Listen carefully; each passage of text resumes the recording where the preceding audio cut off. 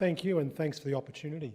I was most engaged by Ruth's presentation. That was excellent, and I fall into the private fee-paying category, and that's where I come from. So some of the points that I'm going to make today, actually, I think, Ruth, you've already stolen my thunder, but given I've only got 5 minutes, they're pretty short and sharp, and given the colour of my hair, I've deliberately tried to be a tad controversial.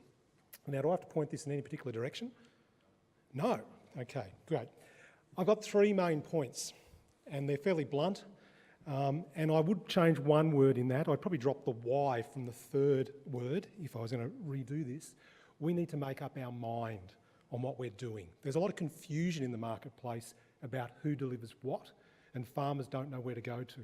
And if you want to improve fee-for-service type extension, then we do have to think about how the market operates. And in particular, some of the stuff Ruth talked about, and going back to Economics 101, is it a private industry or public good? Is there market failure? And ultimately, who should fund it? And another question that could be added is who should deliver it? And I'll give one example that I'm currently involved in and can declare a vested interest in. And with all apologies to my colleagues here from Meat and Livestock Australia, who the example relates to, and who I was talking to the project coordinator in Brisbane only yesterday on the phone and said, I'm going to say this tomorrow, so be aware. And she said, that's all right, I won't be there. I'm currently the accredited provider for an business extension program called Business Edge in Victoria. I'm the sole provider in Victoria and Tasmania.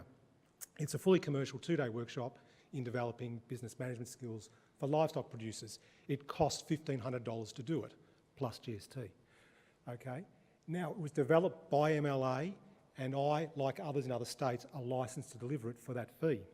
The other day, flicking through the Weekly Times over lunch, I saw another business development program that was advertising a weekend course run by our state department here in Victoria for $50. Now, that in its own right doesn't worry me. I spent 10 years teaching at Marcus Oldham College, the only private tertiary agriculture college in this country that, may I say, with all due respects to my other tertiary colleagues, outcompeted the other ones pretty easily. So whether you pay or not is not necessarily the issue. The issue was one of the sponsors of that program was MLA. Make up your mind. So the analogy I would use, McDonald's don't put 2 franchisees on either sides of the same street. All right? I don't mind which way they do it. Make up your mind. The other one, and Ruth touched on this too as well, was, excuse me, decide who your target audience is. That'll be different for every program. This chart is taken from some ABRS work looking at just the Geelong region. So those of you from outside of Victoria, Geelong, our second major city, about an hour southwest of Melbourne, highly urbanised, and also the coastal impact. I myself live but 1 block from the beach. Pretty unusual for an ag consultant, but I'm a surfer as well. The interesting thing about this chart is, as I refer to it, it's the goalpost chart. In orange, what we have is the percentage share of farmers or farm numbers, okay? And in the brown, we have the percentage share in terms of contribution to gross value of agricultural production or economic activity or wealth, okay? We have a goalpost chart. We have a very small number of farmers that actually produce most of our value in agriculture. And we have a very large number of farmers who collectively actually don't produce very much at all. Now, that's not a value judgment, that's a statement of economic fact. My target audience is basically everyone above 500,000K, as shown by some of Ruth's data. Who's willing to pay? On average, they're younger. On average, they carry more debt. On average, they are more educated. They are the people who actually least need business advice, but they are the people who are most willing to pay for it because they're the people who most value it. When I work in the other target audiences, it's usually because it's funded by somebody else. So in any extension program, who's your target audience? And finally, I suppose personal bias, I think that our R&D historically focuses basically on technology and technology advancement. And that's what it should do. That's what R&D is.